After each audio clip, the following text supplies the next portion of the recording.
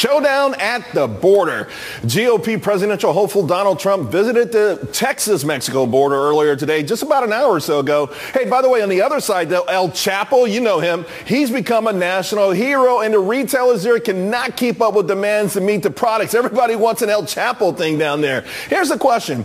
Does the cult following of El Chapo actually make the Donald's point, even more so than the stats and the human stories that we hear all the time? Joining us now to discuss, Don Peebles. He's the chairman and CEO of Peebles Corporation. Tammy Bruce, Fox News political contributor as well. All right, hey, Donald, welcome to the show. Thank you, Charles. All right, so the Donald goes down to the border. He's making his points. A lot of fanfare. What do you make of it all? Oh, you know, more showmanship. I think Donald is focused on getting attention and being aggressive in terms of his attacks. He's not backing down on this immigration attack that he's doing, and he's just trying to add more fuel. And he's more of a disruptor, just like technology's been with many businesses. They disrupt. Well, you know, he's the Expedia of the Republican Party. Although in the investment world, it's the disruptors that get the big market valuations. They're the ones we talk about. Uber's worth $47 billion. After the bell, Amazon overtook Walmart as the most valuable retailer in the world. So maybe, Tammy, it's the disruptors that get all the action, or in this case, all the votes. Yeah, you know, I think this is something that people are going to have to take day by day, because as we've seen, you never know what's going to happen. That's one clear thing, the black swan, the thing nobody really expects. The key for Trump, though, and you're absolutely right, we know what to expect from Trump. He's a showman.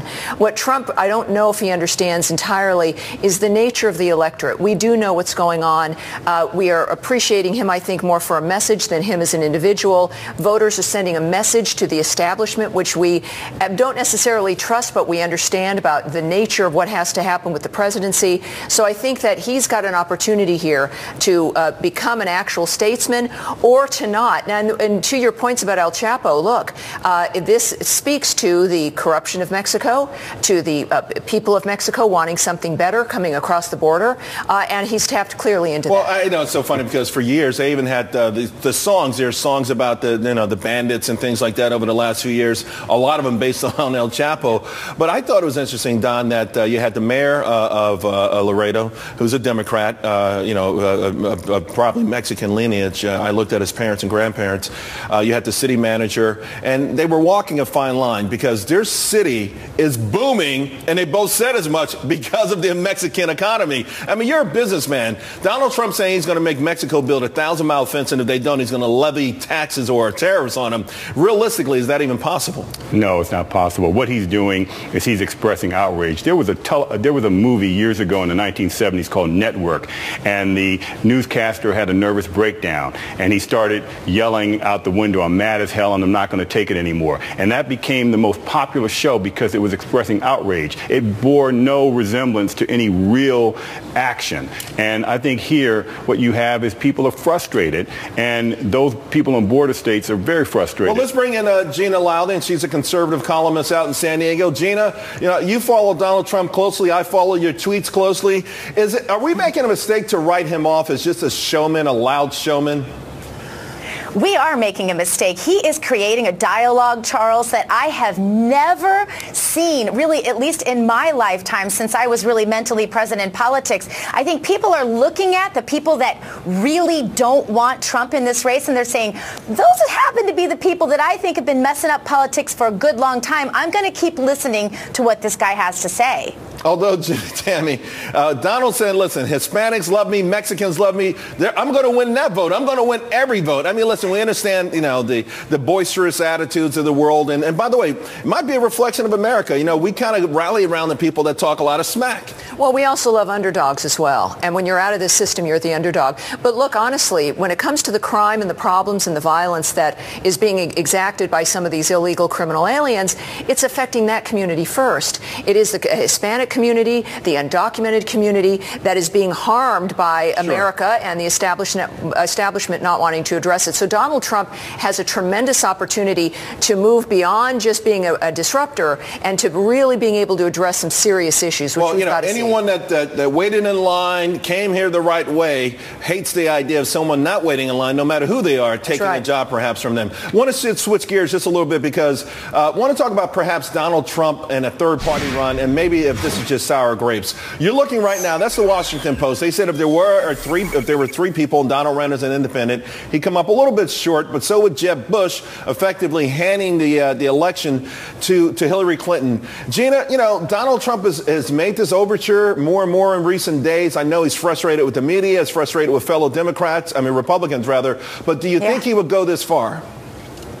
I do, frankly. I think that Donald Trump really is here to make a point. And I don't think he's going to stop until he gets it. And I think he's saying to the GOP, hey, this is my leverage. He's a businessman, Charles. He understands how to use the leverage he has. The leverage he has in this situation is that at any moment he can jump ship and take his huge polling numbers with him. That's a big old threat to people like Reince Priebus. That's a big old threat, but that would be a Pyrrhic victory of all Pyrrhic victories, Don. I mean, it's one of these things to say, I want to, you know, get the GOP to man up because they don't man up. You know, we got a bunch of, I don't know, but they won't man up. Right. I was going to say something I probably was going to get bleeped for. So here's the thing, Don, here's the thing. Would he actually pack up his tent? Do you think he would go that far? Because a lot of people don't think he even really wants the job. Well, we heard this song before in 1992. It was sung by Ross Perot, and that's how Bill Clinton got into the White House against George Herbert Walker Bush. It is not a pathway to victory. Donald Trump's seeing these polling numbers, and these polling numbers are telling him his negatives are too high to secure the Republican nomination. But he's got a solid block of voters, as you see, and so there's a potential to where he could be competitive in a third-party race. But what you're seeing now is that he pulls from the Republican side and that Hillary Clinton would walk to victory. But I think he does want to be president, and I think he would be an ideal candidate if it weren't for some of this other aspect that he brings to the table. Well, and smart business person. We're always talking about what he's bringing to the table and his problems. Right. When you look at how the establishment has approached him at this point, Rick Perry calling him a cancer, crazies, attacking the GOP establishment, attacking not just Trump, but the base. Rick Wilson in Politico effectively calling everyone clowns. You know, this is not the way to try to keep everybody enthused and with you. You're pushing not just Donald Trump away, but the voters as well. Do you think he should take his ball and go away then because all the kids won't play nice? No, look, this is what politics should be about, is everyone coming together, talking about, everybody wants the same thing, the country to get back on her feet. And that you don't do it this way. So these are grown men and women getting together. What I've seen from the establishment concerns me a lot. As they point a finger at Donald Trump about being a problem, they're creating the larger problem. Donald Trump must realize, but, you know, ego is involved here as well. Sure. And that's what concerns me. And Gina, I think that, you know, that's what a lot of people are saying. There is certainly a fine line there, but there's no doubt, to your earlier point, he is galvanized. He is awoken something that, I got to be honest with you, you know, I saw at the beginning of the Tea Party, and in my opinion, I think the Tea Party got off the grass too early. I thought they should have stayed there and stayed grassroots instead of becoming a quasi-political party. Having said that, though, he's reignited this niche of the Republican base. Would they even be likely to vote for anybody else? It remains to be seen. There's a long time left. And yes, he has some negatives, but he has plenty of time, plenty of money, plenty of an ability to get free media. He's obviously the expert on that. Can you name another person's slogan? We all know his, Making America Great Again. America wants jobs, Charles. They believe he can create those. He puts on a hat, goes out on the border and demonstrates that, and America is eating this up. They're cheering at their televisions for the first time in a long time. But he's a liberal, and people have to, he said, even in 2004, in 2004, he was asked by another network how he identified. He says, I identify more as a Democrat. Well, he's giving most of his money to Democrats. He's giving money to Democrats. He's okay with same-sex marriages and things like that. You know, and that brings me to another topic that I think is interesting, because today we heard that in Congress, the GOP wants to limit the amount of money that airlines can charge for baggage fees. That's not free market stuff, right? It's certainly anti-business, and they've been saying that more and more. Then you take a look at the next issue of Time magazine. A Bush and a Clinton is the 100th time one of those names have appeared on the cover of this magazine. And people are saying, is there really any difference anymore between the parties, Gina? That's what's frustrating Americans. They don't even see a difference anymore. And they don't like labels anymore, Charles. I don't think people care what he called himself in the past. A lot of people that I know that have been loyal Republicans for a long time hesitate to even use the word anymore. I also see Democrats of all colors, by the way, very supportive, at least of the fact that of what Trump has added to this dynamic. I don't know many people that are ready to say, he's my man for president. There are some, but I don't know many. But I don't think that you can discount what the American people, black, white, Hispanic, it doesn't matter, Republican, Democrat, they are loving what he is adding to the conversation. Don, I want to ask you, I mean, it's pretty clear that the American public is frustrating. You talk about Bernie Sanders, these huge crowds, his poll numbers, you talk about Donald Trump, and just the feeling that, we feel as a people sort of something's happened that detached America from Washington, D.C. Well, I think Americans feel they've been conned by politicians over the years. The politicians say one thing and do something else. I think Americans see that the political process is broken, that the country is taking steps backwards, not forwards. And so I think they look at a Donald Trump who's willing to speak his mind. He's not afraid. He does know how to run businesses. He's been successful at that. He's certainly willing to express the frustration that Americans have. And we're looking for solutions. The country's looking for a solution. And I agree with Gina, no labels. I think that Donald Trump, for example, would resonate with African American voters. I want to talk about that later. I want to get into that topic in deeper because there's a rap record that Donald didn't like a couple years ago. He loves it now. But to me, it underscores the idea that he could win a lot of votes that people might have written off for him. But I want to ask you on this, Tammy. The so-called fringes seem like, I think, more young people, millennials, identify themselves as independent than Democrat or Republican. This is more than just a fad. This is a frustration from older voters, as Don pointed out, years of pulling the lever and not getting what they were promised, and younger people just completely disillusioned. Look, don't mistake independent for not knowing where you stand or for ambivalence, right? These are people who really feel strongly about conservatism or liberalism. The problem with the establishment is they're simply managers of the monster now. They have a similar interest, which is maintaining the monster that feeds them. This is what the problem is with the Bush dynasty or Clinton dynasty and all the same people all the time. Americans want people in there who really are going to change things, who are going to make government smaller, who are going to respect our privacy, who are going to create jobs by ending regulations, by allowing the free market and capitalism to succeed.